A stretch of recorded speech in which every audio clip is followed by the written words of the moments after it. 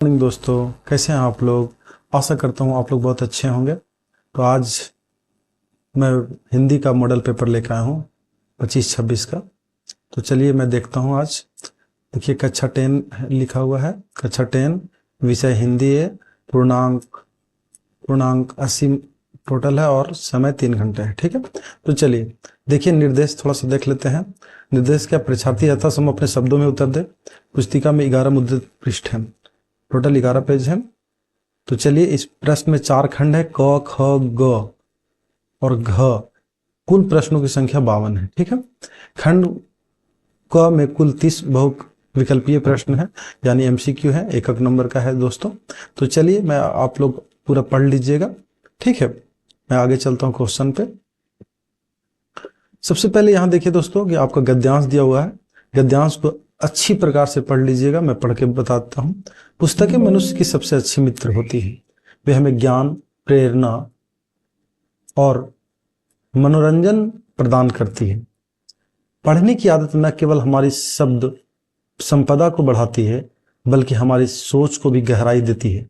आज के डिजिटल युग में लोग मोबाइल और कंप्यूटर पर अधिक समय बिताने लगे हैं, जिससे पढ़ने की आदत धीरे धीरे कम हो रही है। यदि हम प्रतिदिन थोड़ा समय पुस्तकों के साथ बिताए तो यह हमारी मानसिक क्षमता को बढ़ाने में मदद करेगा और हमें जीवन में सही निर्णय लेने की क्षमता भी प्रदान करेगा। पढ़ने से हमारी कल्पना शक्ति का विकास होता है और हम नए विचारों को अपनाने के लिए तैयार रहते हैं। चलिए दोस्तों, अब पहला इसका क्वेश्चन है।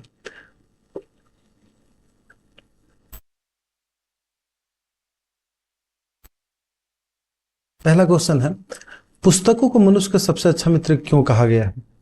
ठीक है दोस्तों, तो देखिए वे हमें धन देती है, वे हमें ज्ञान, प्रेरणा और मनोरंजन देती है। देखिए दोस्तों यहाँ पे आपका है, वे हमें ज्ञान, प्रेरणा और मनोरंजन प्रदान करती है। तो इसका जो आंसर हो जाएगा दोस्तों, तो ख हो जाएगा। ठीक है, ख हो जाएगा। ठीक है दोस्तों, देखिए यहाँ इसमें ख आंसर हो जाएगा। ठीक है, चलिए नेक्स्ट।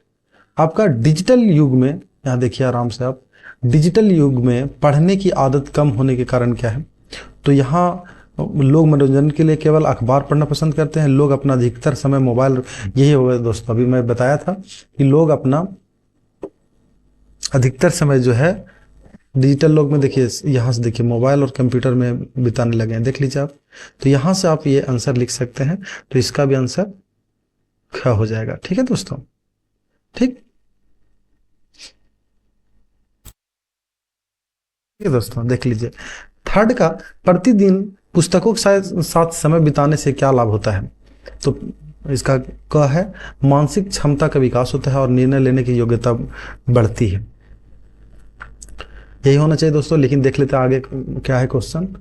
ऑप्शन क्या दिया हुआ है, मोबाइल के उपयोग में और निपुणता आती है, केवल कल्पना शक्ति कम होती है, जीवन में असमंजस की स्थिति बढ़ जाती है। नहीं दोस्तों, ये सब गलत है।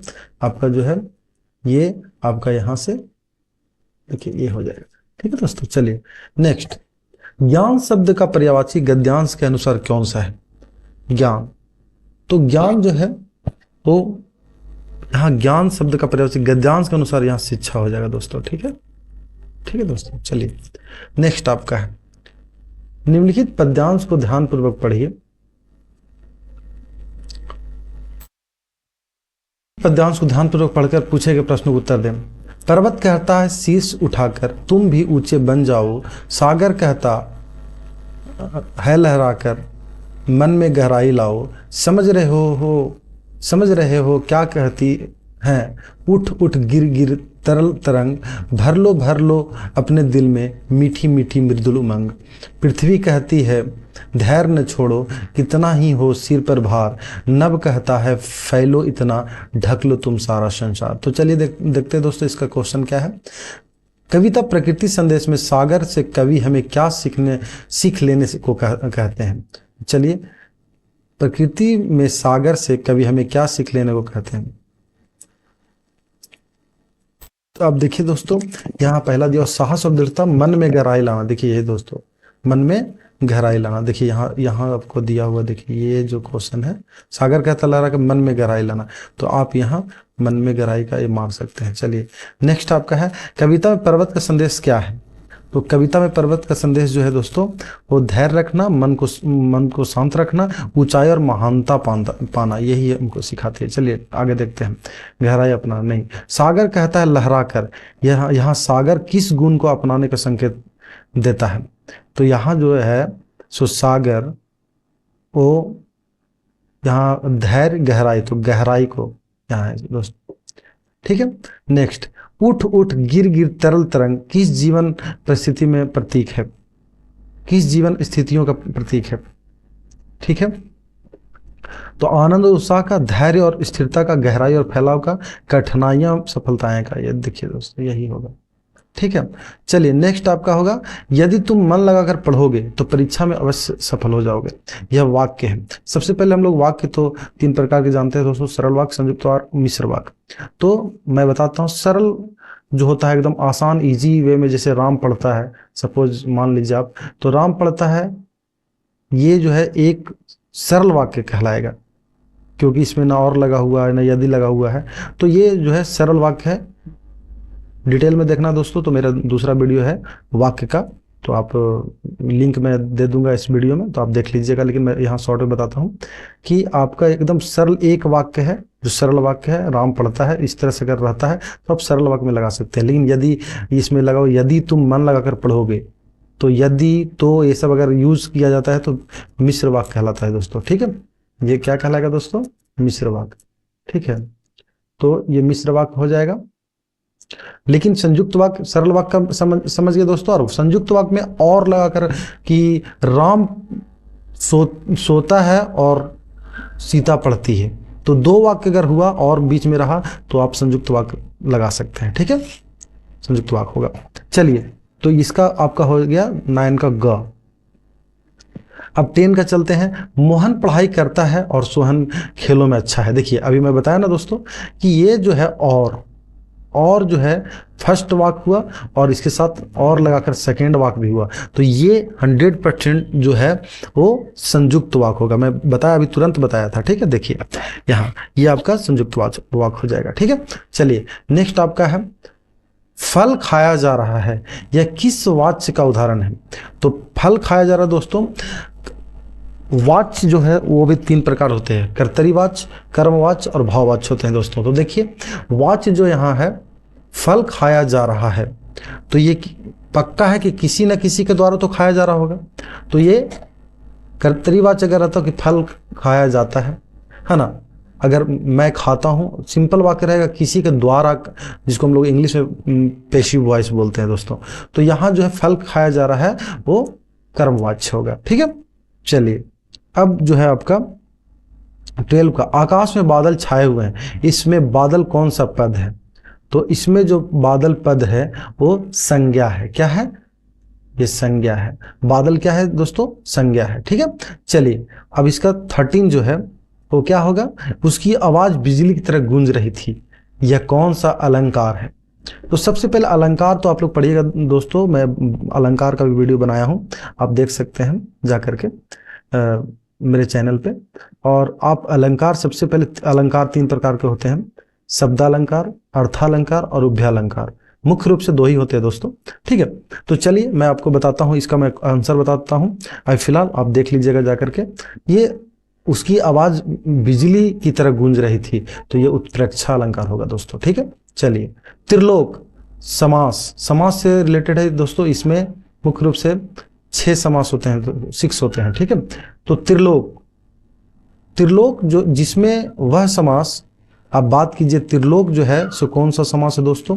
तो इसमें जो है द्विगु समास है दोस्तों। द्विगु का मैं बताता हूँ डेफिनेशन कि द्विगु जिसमें संख्यावाची होता है दोस्तों, त्रिलोक जिसमें 3 लोक हो, है ना, तो द्विगु समास होता है। थोड़ा सा मैं बताता हूँ दोस्तों, जिसमें कारक चिन्ह छुपा रहता है तत्पुरुष कहते हैं, जिनका दोनों पद प्रधान होता है द्वंद्व समास कहते हैं। ठीक है दोस्तों, चलिए और इसमें हो गया। अब नेक्स्ट देखिए दोस्तों, आपको अगर डिटेल में जानना है कि तत्पुरुष, द्वंद्व, द्विगु, कर्मधारय, अगर टोटल जानना है दोस्तों तो मेरे चैनल पे वीडियो है, आप जाके समास का वीडियो देख सकते हैं। ठीक है, चलिए मैं आपको बताता हूँ, किसी के साथ कंपेयर किया जाता है दोस्तों तो कर्मधारय कहलाता है। चलिए नेक्स्ट, है ना, जैसे नीलकमल, है ना, नीले रंग का कमल, तो ये कर्मधारय का आता है एग्जाम्पल, तो आप देख लीजिएगा। नेक्स्ट आपका है 15, ईमेल लेखन किससे संबंधित है? तो ईमेल लेखन जो है वो आधुनिक संचार माध्यम के, आजकल आधुनिक में ईमेल लिखाया जाता है दोस्तों, ठीक है। चलिए, पारंपरिक नहीं है, मौखिक संचार नहीं है, टेलीफोन संदेश नहीं है, तो आधुनिक संचार है, आधुनिक आजकल ये यूज होने लगा है। चलिए 16 जो आपका है वो पढ़ाई जीवन को उज्जवल बनाती है, इनमें से कौन सा अलंकार है? चलिए, तो इसमें पढ़ाई जीवन को उज्जवल बनाती है, ये मैं अभी बताया था दोस्तों कि जो इसका जो है सिर्फ जो ऐसा लग रहा है कि पढ़ाई जीवन को यानी कि मानव के जैसा व्यवहार कर रहा है, तो उसे मानवीयकरण बोलते हैं दोस्तों, ठीक है। आप डिटेल में देख सकते हैं मेरे चैनल पे जाके, मैं बार बार बता रहा हूँ। नेक्स्ट आपका क्वेश्चन है दोस्तों, ये बुक से दिया हुआ है, बुक से देख लीजिए। तो पूरा मुझे ये जो है कहानी याद है दोस्तों, ठीक है, आप देख लीजिए। नेक्स्ट आपका है 17 नंबर क्वेश्चन, पहले पढ़िए। युमथांग पहुंचने के लिए हमें रात भर लायुंग में पड़ाव लेना था। गगनचुंबी पहाड़ों के तल में सांस लेती एक नन्ही सी शांत बस्ती लायुंग, सारी दौड़ धूप में दूर की जिंदगी जहां निश्चित सो रही थी, उसी लायुंग में हम ठहरे थे। तीस्ता नदी के तीर पर बसे लकड़ी के एक छोटे से घर में मुंह हाथ धोकर मैं तुरंत ही तीस्ता नदी के किनारे बिखरे पत्थरों पर बैठ गई थी। सामने बहुत ऊपर से बहता झरना नीचे कल कल बहती तीस्ता में मिल रहा था। मध्यम मध्यम हवा बह रही थी, पेड़ पौधे झूम रहे थे, गहरे बादलों की परत ने चांद को ढक रखा था। बाहर परिंदे और लोग अपने घरों में को लौट रहे थे। वातावरण में अद्भुत शांति था। मंदिर की घाटियों सी घुंघरुओं की झुंझुनाहट सी आंखें अनायास भर आई, ठीक है। चलिए, तो अब 17 में क्वेश्चन, लायुंग किस प्रकार की बस्ती बताई गई है? तो लायुंग अभी मैं बताया दोस्तों कि लायुंग जो है सो शांत और नन्ही। अब देख लीजिए, यहाँ हमें रात पहुंचने, यहाँ देख लीजिए, यहाँ दिया हुआ तल से सांस लेती है एक नन्ही सी, यहाँ देखिए है ना दोस्तों, ठीक है। तो यहाँ से आप लिख सकते हैं, ठीक है। अब 18 नंबर क्वेश्चन आपका है दोस्तों, 17 हो गया। 18 नंबर क्वेश्चन आपका है, उपर्युक्त गद्यांश में वातावरण की शांति की तुलना किससे की गई है? तो ये तुलना किया गया है मंदिर की घंटियों और घुंघरुओं की रुंझुनाहट से, ठीक है। देखिए यहां से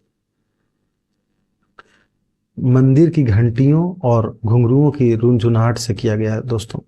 चलिए नेक्स्ट आपका, तुम्हारी ये दंतुरित मुस्कान मृतक में भी डाल देगी जान। धूली धूसर तुम्हारी ये गात छोड़कर तालाब में मेरी झोपड़ी में खिल रहे जलजात। परस पाकर तुम्हारा ही प्राण पिघलकर जल बन गया होगा कठिन पाषाण, ठीक है दोस्तों। तो मृतक में भी डाल देगी जान, क्या अर्थ क्या है? यहाँ जो अर्थ बताया जा रहा है दोस्तों, यहाँ है आपका जो मरे हुए को जिंदा कर देना, हारे हुए को जिता देना, हताश और निराश व्यक्ति को खुश ला देना। यानी कि एक छोटा सा बच्चा जो है उसका दंतुरित मुस्कान जब छोटा, तो बहुत कोई बच्चा प्यारा ही होता है दोस्तों। तो आप देखिए जब उसको देखता है तो उसके कवि का कहने का मतलब है कि तुम्हारी ये दंतुरित मुस्कान जो है, जब छोटा सा बच्चा रहता है और उसका जब अभी नया नया ही दांत आता है एक दो, तो जब हंसता है तो सबका दिल जीत लेता है। तो उसी के अनुसार देखिए आप जो है बता रहा है कि हताश और जो निराश भी व्यक्ति है उसे खुशी में ला देना उसका काम है दोस्तों, ठीक है। हताश और निराश व्यक्ति में खुशी ला देना, ये आपका हो जाएगा ऑप्शन। चलिए, धूली धूसर तुम्हारी ये गात पंक्ति में गात का अर्थ क्या है? देखिए दोस्तों, यहां जो है गात का मतलब जो होता है वो शरीर से किया गया है, ठीक है। ये शरीर है दोस्तों, शरीर ही है। हाँ, धूली धूसर तुम्हारी ये गात, हाँ ये शरीर आपका जो है यहाँ शरीर ही होगा दोस्तों, ठीक है।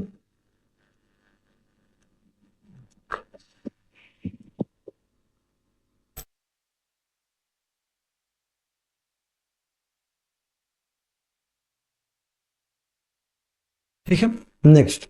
अब चलिए, सेकेंड किताब से लिया गया है दोस्तों, जो सेकेंड दो बुक है दोस्तों 10th क्लास में।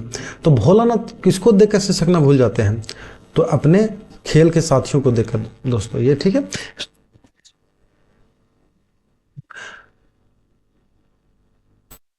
तो कृष्ण का कौन सा संदेश लेकर आए थे? तो ये योग संदेश था दोस्तों। आप लोग सभी पढ़े होंगे, जो 10th क्लास में पढ़े हैं और जो 10th क्लास में भी पढ़ रहे हैं उन्हीं के लिए मैं बना रहा हूँ वीडियो। तो सभी पढ़े होंगे योग संदेश, जो उद्धव के द्वारा दिया गया था, ठीक है। गोपियां, चलिए, राम लक्ष्मण परशुराम संवाद किस रस में प्रमुखता है? तो इसमें जो है, इसमें जो आपका प्रमुखता बताया गया है उसमें ये वीर रस का बताया गया है। ठीक है, वीर रस का। उत्साह कविता में कवि ने बादल की तुलना किससे की है? तो ये धरती से की है दोस्तों। यह दंतुरित मुस्कान कविता के कवि कौन है? तो ये देखिए, सभी आप लोग बहुत अच्छे प्रकार से जानते होंगे दोस्तों, ये नागार्जुन है। ठीक है।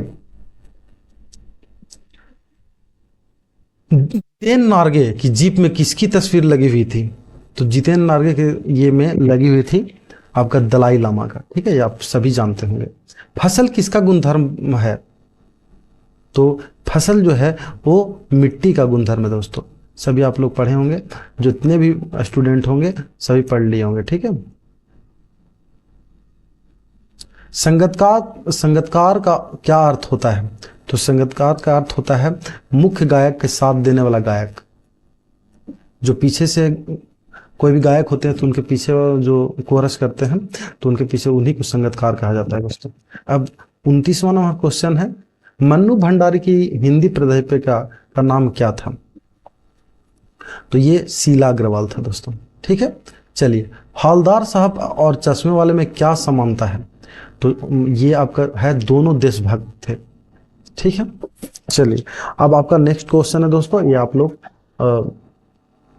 अति लघु उत्तरीय प्रश्न है, जिसको आप लोग बना लीजिएगा। ठीक है, अगर दिक्कत होगा तो आप लोग कमेंट कीजिएगा, मैं इसका भी वीडियो बना दूंगा दोस्तों। चलिए, तो आप लोग देख लीजिए, आपका जो एक क्वेश्चन है